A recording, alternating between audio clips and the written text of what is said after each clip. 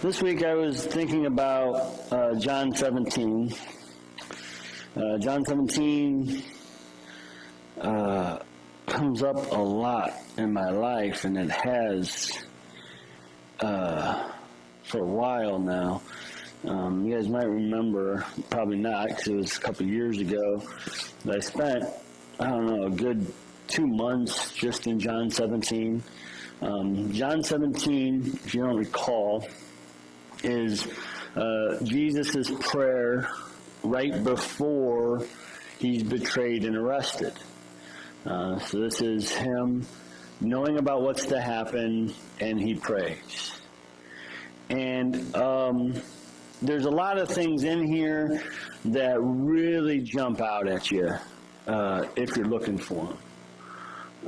One of the things that he says in here at one point in time is that he's having accomplished the work which you have sent me to do.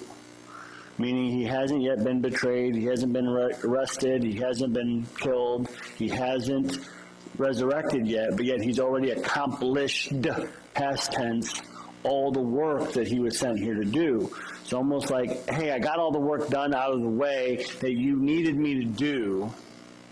Now it's time for them to do to me what they need to do to me. So once again, God didn't send him here to die. God sent him here to give us life. We decided to kill him. And so that kind of jumps out. But the main gist of John 17 is Jesus really pleading, not necessarily with God, but with us. And so to highlight this, because I'm not, it's a long chapter, and I'm not going to read the whole thing. It gets kind of boring. But I'm going to look at John 17, 20 through 26, specifically, just to kind of give a gist of the whole thing. He says, I do not ask for these only, but also for those who will believe in me through their word, that they may all be one. Just as you, Father, are in me, and I in you, that they may also be in us, so that the world may believe that you have sent me. The glory that you have given me, I have given to them, that they may be one, even as we are one, I and them, you and me, that they may become perfectly one, so that the world may know that you sent me, and loved them even as you loved me. Father, I desire that they also, whom you have given me, may be with me where I am, to see my glory that you have given me, because you loved me before the foundation of the world. O righteous Father, even though the world does not know you, I know you, and these know that you have sent me. I made known to them your name, and I will continue to make it known, that the love which you have loved me may be in them, and I in them.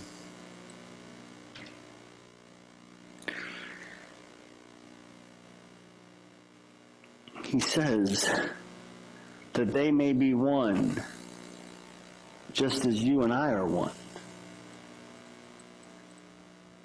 This is what Jesus prayed for. And several years ago, when I preached this all out, the whole point of it is are we willing to answer Jesus' prayer? And the answer is no. We are not willing to allow God's prayer to be answered, because we are not willing to be one, as Him and God are one. We want to continue to divide. We want to continue to separate. Every imaginable separation that we can have, we want to have. Right? If you're in the Army, you hate the Navy. If you're on the offense, you hate the defense. If you live in Pittsburgh, you hate Cleveland. Everything we can divide, we try to divide. You're either legal or you're illegal.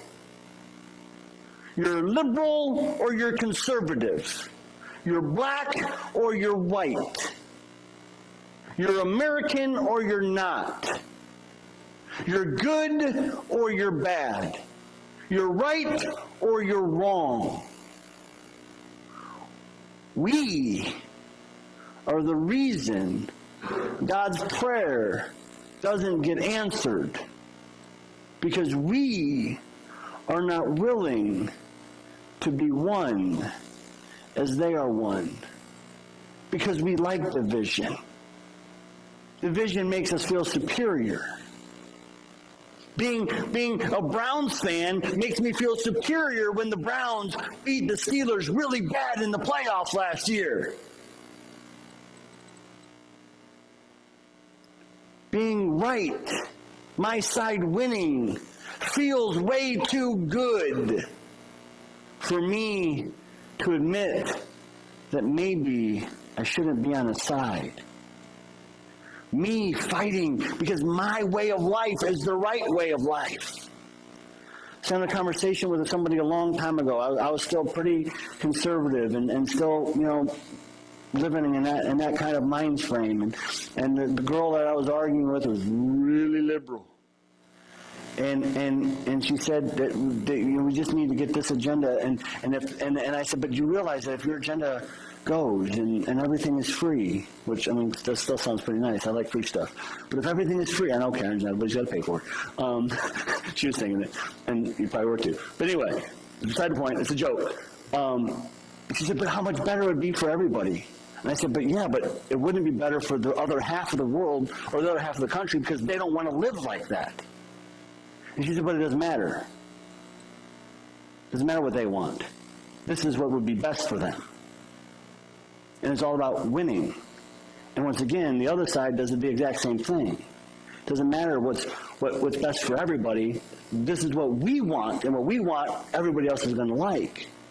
And that feeling that I'm on the right side, that I have the right information, that my team is correct and my team is righteous and justified and valid, makes me feel superior. The fact that there's an other, the fact that there's somebody who's not included, the fact that there's somebody that doesn't belong to my group makes my group feel exclusive, which makes me feel good.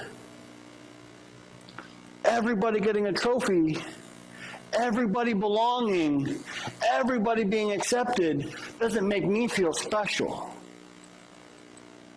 Therefore, I'm not willing to allow God's prayer to be answered.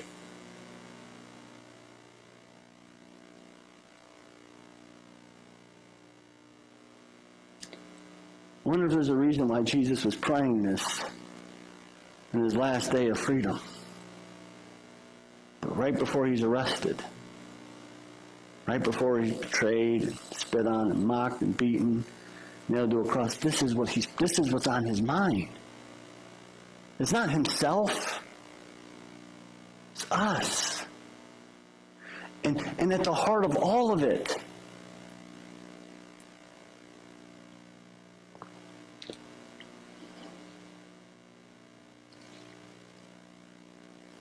he says, allow them to be one as we are one. So all of them will know that you sent me.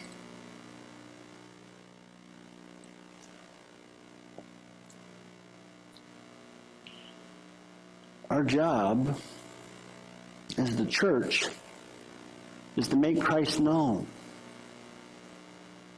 Our job as the church is to show the world that God sent him, and get them to believe that God came into the world through the person of Jesus Christ.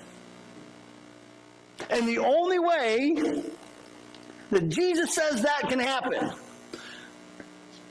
that they may be one just as you, Father, are in me and I in you, that they may also be in us, that the world may believe that you sent me. The glory that you have given me, I have given to them, that they may be one as we are one, I and them, you and me, that they may become perfectly one, so the world would know that you sent me.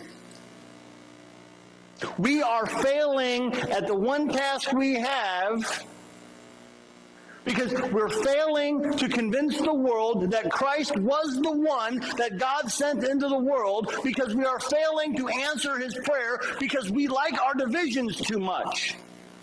We like feeling like we're on the right side. We like feeling like there's an other. And therefore we have a world that is convinced that Jesus was nothing but just a guy. Jesus was just nothing but an historical figure that lived at some point in time that said some things that got him killed. Jesus is no different than an Abraham Lincoln or Martin Luther King. He's no different than them. He's just been deified over history because of the time that he was in and the myths that were attached to him. That's the only reason why this guy was special. I'm not saying that. The rest of the world is saying that because we aren't showing them that he's different. We aren't showing them that there's something different about this guy from Nazareth. We aren't convincing the world that God sent him into the world because we're continuing to live like the rest of the world. Divided, hateful, spiteful, more concerned with being on the right team than not being on a team at all.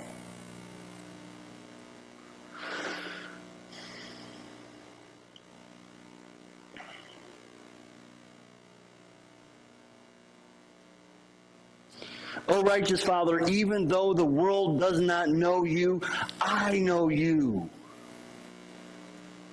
I know you. The world doesn't know God. And most of what the world knows about God isn't God. That's why I always, when you talk to an atheist and they tell me about the God they don't believe in, I'm like, whew, I don't believe in that God either. That's not the God that is real. That's not the God that exists. It's not the God that shows up in my triumph and the God that shows up in my tragedy. Thank God that God's not real. But that's the God that the world knows. And Jesus is saying, God, they don't know you, but I know you. And I know you, and I have made known to them your name, and will continue to make it known, that you love, that the love which you have loved me may be in them.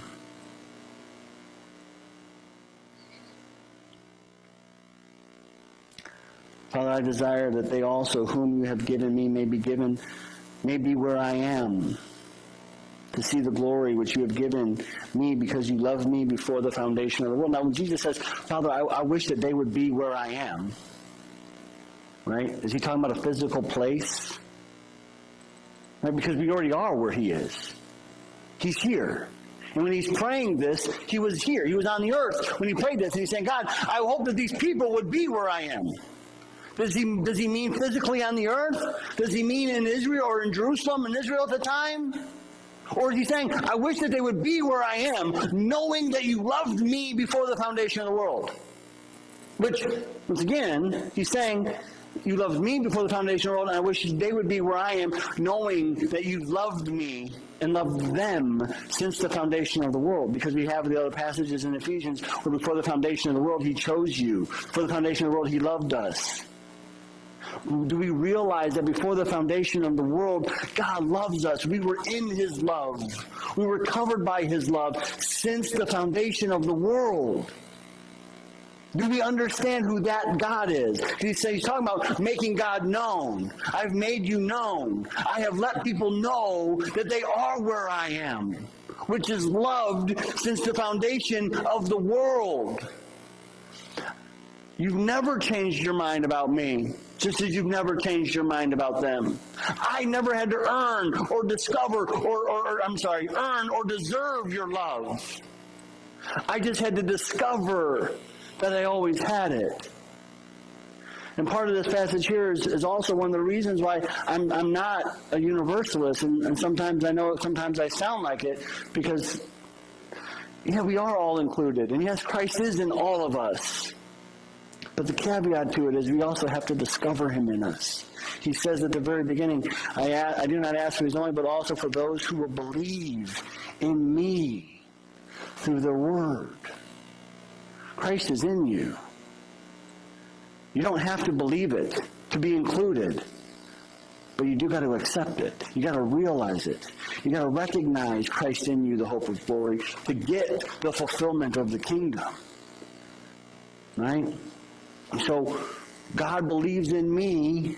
I am saved by his faith in me. It's the faithfulness of Christ that brings me to salvation. But I also have to believe it too. I have to make that decision on my own to get all of it.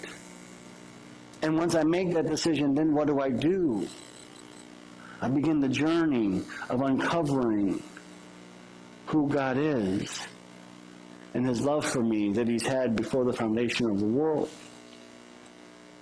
I get to recognize what it means to be one with you, just as he is one with the Father. That I am in you, and you are in me. We are united. The same blood that flows through my body is the same blood that flows through your body. I have different, O negative, whatever. It's the same blood. We breathe the same air. We live on the same planet. We eat the same food, unless you eat broccoli, because that's from the devil. We're all the same. There's no distinction between us. You might see the world this way, and I see the world this way, but guess what? We both still see the world. You might root for this team, and I root for that team, but we all still root for a team.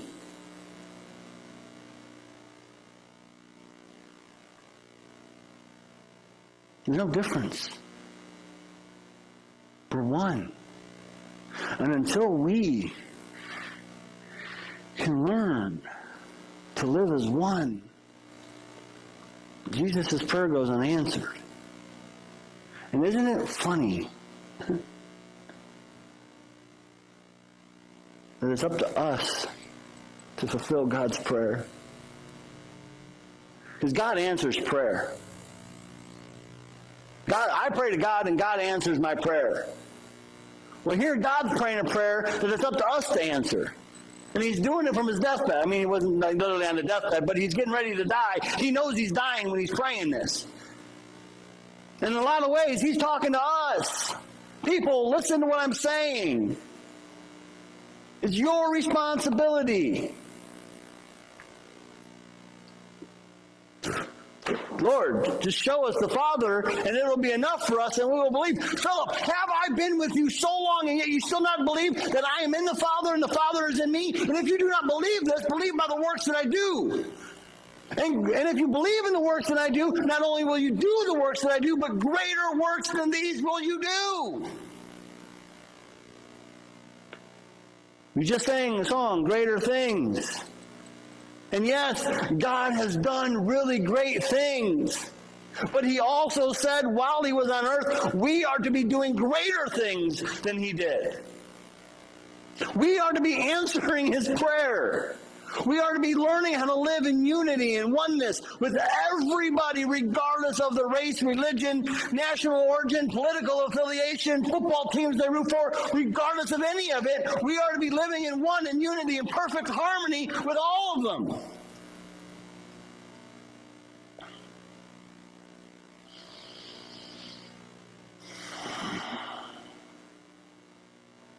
But we're just not willing to do it. There's something about believing you're right that just strokes our ego in just the right way, that makes us feel like some sort of validation that comes from the world. It's an external validation. And we spend all of our time looking for these external validations because we don't recognize. Why do you look out there to be validated? Did you not know that your validation was in my Father's house the whole time? Everything you're looking for out there in your group that makes you feel like you're good, makes you feel you're right, makes you feel you're superior, all that validation that you're seeking from out there, you already have. All of it is already in you because Christ is in you, the hope of glory. He says at the very beginning, I made known them your name, and I will continue to make it known that the love which you have loved me may be in them, and I in them. Now, how did this all work? Was Christ in everybody before this? I don't know. But I know that after he died, after he resurrected, before anybody from that generation had passed away, he returned. And he returned in us. That's why the Apostle Paul says, the mystery has been hidden from ages and past generations is that Christ is in you, the hope of glory. There's no longer Jew nor Gentile. There's no longer slave nor free, no longer barbarian, Scythian, no longer male nor female, no longer black nor white, no longer conservative or liberal, no longer Mexican or American. But Christ is all and in all. Shouldn't have to read these passages again. We got these things memorized by now. And here he's saying again that I am in them. Why do you look for me? Did you not know I must be in my Father's house? Everything we're searching for, everything we're seeking, everything we're trying to grasp a hold of, we already have. All we got to do is ask. Christ, are you in me? I am. Do you validate me? I do. Have you loved me since the beginning of the world? I do. Am I good enough? You are. Do I belong? You do. Am I yours? You are. Am I in you just as you are in me? Yes. Am I in Andrew just as Andrew is in me? Yes. Then he says, why are you all so intent on continuing to live separated? Why does that make you feel good? Why am I not enough? Just be with me. I'm more than enough.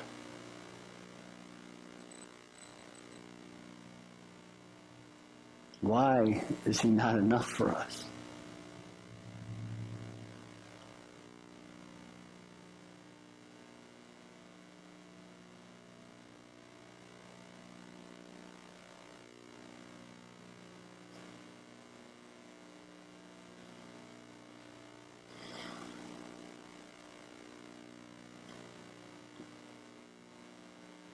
I never said that before. Never realized that before. The answer to the question I answered at the very beginning just came to me. Because he's not enough for us. That's why we got to search all this stuff out. That's why we got to try to get validated in all these other ways. That's why we have to try to be right. We got to make sure that we have all the right information. We're on the right side. We're on the right theme. We have it all. Because he's not enough for us.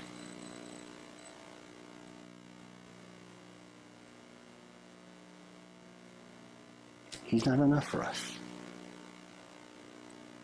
Because we're greedy, we're entitled, we're spoiled, and he's not enough. We expect more. Not only do I expect to be included, I expect there to be people who don't get included. This is why we like exclusive clubs. This is why we join places that have limited membership that you have to work really hard to get involved in, because we like the fact that I got in and you didn't. I belong. I'm in the club and you're not in the club. I'm a member of the Eagles and you're not, or whatever, There's a thing over there, the Fraternal Order of the Oriole or something like that. I saw it one day. Over there, I don't know what that is, but I know some sort of exclusive club that I don't belong to. But it made me wonder, what do I got to do to get invited to that club? Because the club that I'm already in isn't enough for me. Just being a member of the human race isn't enough for me. I'm going to butcher the quote, and I'm not going to try to find it, but Thomas Merton said that God became a member of the human race. And he just pondered just how amazing it is and how absurd it is that God, in all of his greatness and all of his glory, he chose to become one of us. And then we sit here as one of us thinking, yeah, it's not good enough. I want more. Not only do I want it, I want other people not to have it.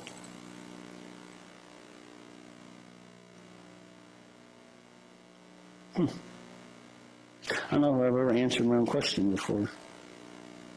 I don't get a lot of answers anymore. Aaron and I were talking about that this week. I mentioned earlier that my professor, Alan Kolp, is retiring. So I've been thinking a lot about him, and he's the one who still leads. I talk about I do Zoom with Quakers every other Sunday. I still just like saying I Zoom with Quakers because it's just funny to say. But so him and I still do a lot of things together. But I was thinking a lot about him this week because he really meant a lot to me. I think I took 96 credit hours while I was at Baldwin Wallace, and I think 27 of them were just with him alone, which is a lot. And thank God that air kicked on. I was actually up here praying in my mind that the air would kick on because I'm sweating. But I was thinking about him. I was like, man, if somebody went up and said, hey, can you go up there and write on the board everything Alan taught you? The board would be blank because he never actually taught anything. 27 credit hours with the guy as a professor in college. I never once heard him lecture. He never taught me a fact. But what he did do is he taught me how to learn. He taught me the importance of questions, because when I went to him, I had all the answers. And one of the first classes we had with him, the whole point of the class, it was an hour class. You was a reading assignment, and then you had class. And the class session is you weren't allowed to answer any questions. All you're allowed to do is ask questions. Which for a person like me drove me insane, because somebody would ask a question, and I had the answer. And I wanted to answer the question, but I wasn't allowed to answer the question. So now I would figure out how to put my answer in the form of a question, like I was on Jeopardy, and then I would give my question as an answer to their question. Well, he caught on to that real quick. Because I didn't know how to ask questions, but I knew how to have answers. Now Aaron calls me this week. Was it Tuesday you called me? He's like, man, I need answers. I said, brother, I ain't got no answers. I ain't got none. I said, I got questions. I know some things that work for me, but my journey isn't his journey. I can help you ask questions to help you figure out your journey. I think Lisa used to get frustrated with that too, because I had no question. I had no answers for her all the time. So, well, what else should I do? I don't know. What should you do? You tell me. I don't have your answers are already in you. My role is to help you figure out what questions to ask to get the answers to come out of you.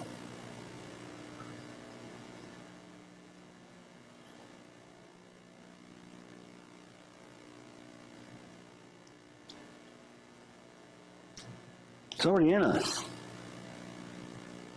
We have it. Why isn't it enough? Why do we got to be little greedy little piggies? I want more, I want more, I want more. Not only do I want it, I want other people not to have it. Not only do I want to be right, I want them to be wrong. I don't like the cut of their jib, so they got to be wrong. That's an old expression. I don't know where that one came from. You never heard the cut of their jib? Yeah. What? Is it? I thought it was like the cut of their jaw. Cut of their jib. Anybody ever heard that expression before? I don't like the cut of their jib. Okay. Well, I don't. So my grandpa, my whole life, my grandpa would always go, "Oh, I'm Harry," and I never knew what that meant. But what he was saying, "Oh, hum Harry." And apparently that's an old thing from his old radio show that they would hum Harry when they were tired. I always thought, for my whole life, I thought he was saying, "Oh, I'm Harry." Literally just found out recently that it's no "Oh, hum Harry." No, I was wrong. It is "Oh, hum Harry." Oh, no, I don't know. But anywho, I mentioned I don't even know how to end these things sometimes.